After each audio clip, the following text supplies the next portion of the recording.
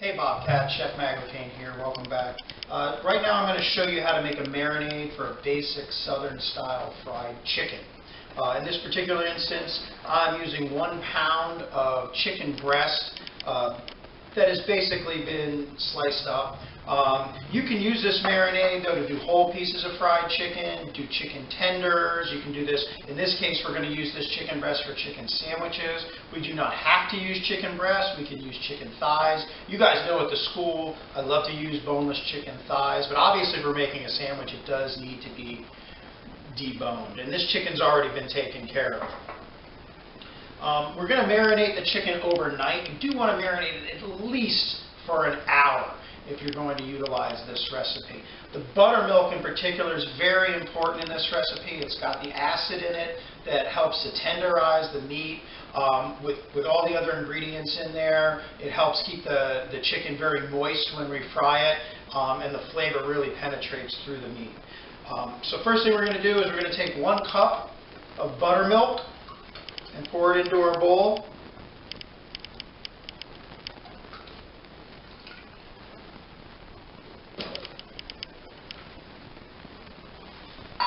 For that, we're going to crack 1 egg. This is just a large egg.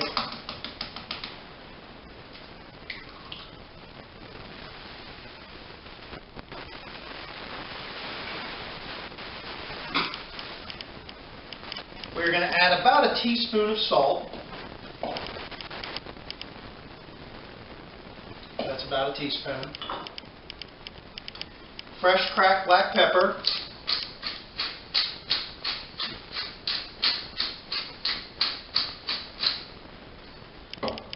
About a teaspoon of our blackened red fish magic or seafood magic or any sort of Cajun or Creole seasoning.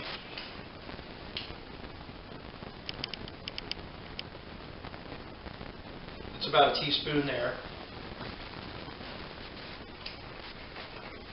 And now the all-important ingredient, hot sauce. And we are using the Frank's Red Hot Original.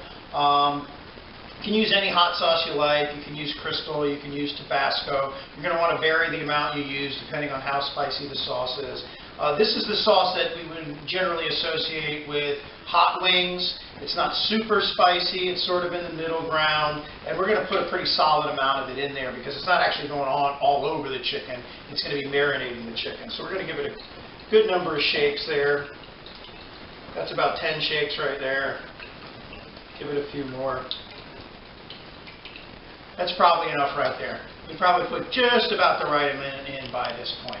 All right, so we've got our hot sauce in there now. I'm just going to take a fork and I'm going to beat this up real quick. You want to make sure that you're incorporating that egg in there very well.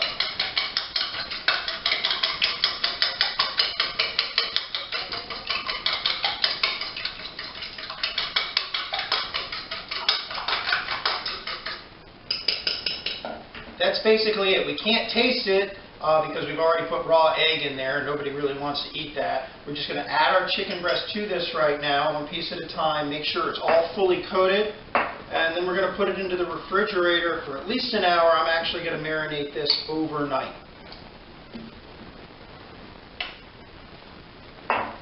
Make sure that it gets very well covered.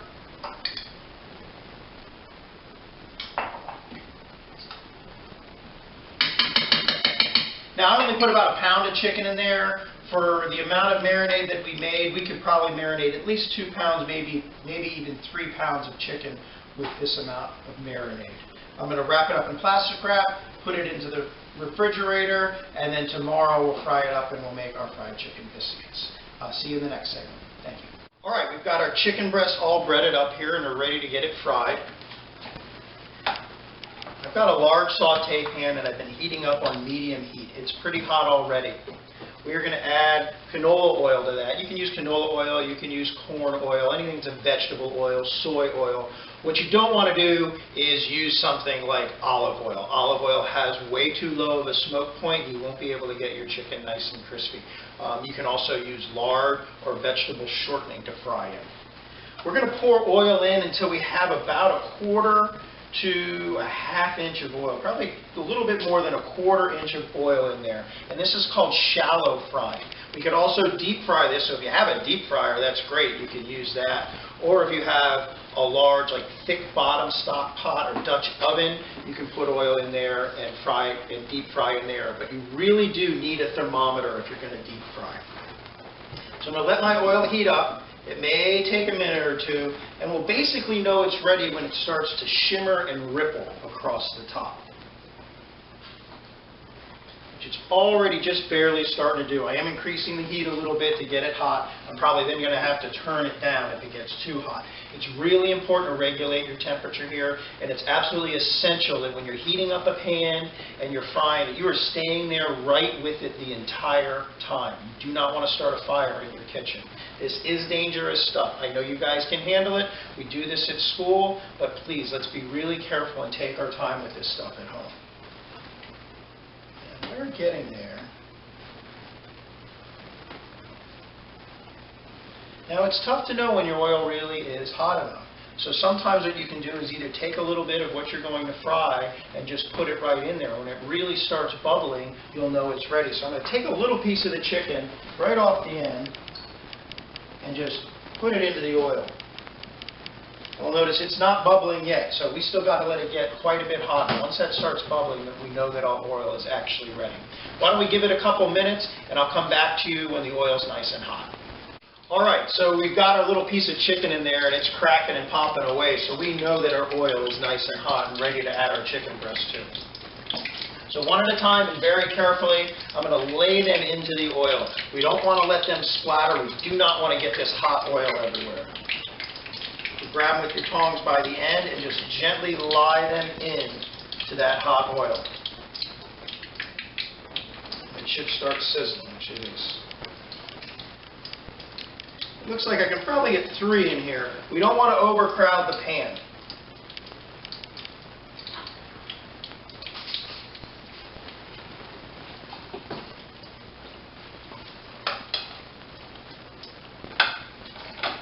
Now we'll let those cook on one side for a couple minutes, and then we'll flip them over when they're browned up nice, and we'll get the other side. Notice our oil is really going now.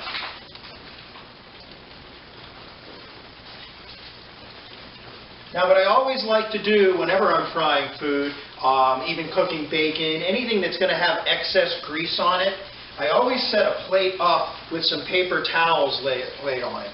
That way when we take the chicken out of the pan or the bacon out of the pan, we've got something that'll soak up that grease. All right? We don't want to serve our chicken all greasy. It's going to have to sit for a minute before we actually put it on the sandwich. So we always want to make sure we kind of get it dried off first. All right, the grease is really going now. I am going to turn my heat down a little bit so we can keep it just sizzling like that. We don't want it, popping and snapping all over the place. All right, so I've got my first batch of chicken out of the oil now. My second batch of chicken is sizzling away, and I'm going to be ready to flip that in just a minute or so. In the meantime, we can go ahead and make a sandwich. So I'm going to take one of these biscuits that I already have baked off. I'm going to carefully cut it in half.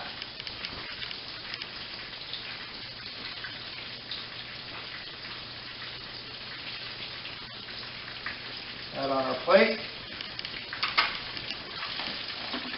Take one of our gorgeous pieces of fried chicken right on the bun. Now you can top this off however you want. It's actually pretty good just like that. I'm going to put a little Frank's Red Hot sauce on it.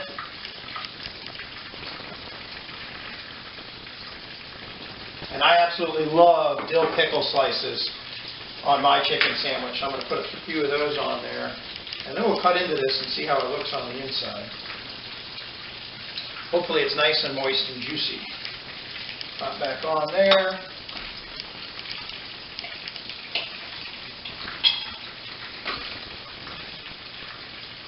Oh yeah, look at that. That is amazing. That's because of the buttermilk marinade. If you don't marinate your chicken and you go ahead and fry it right away, it's going to come out fine, but it's not going to look like that. It's not going to be really juicy, and that flavor won't really penetrate. All right, I'm going to flip my chicken here. Should be ready on one side. It is. I'll get this finished off, and then my family's going to eat. You guys have a great day. Thanks, Bobcats.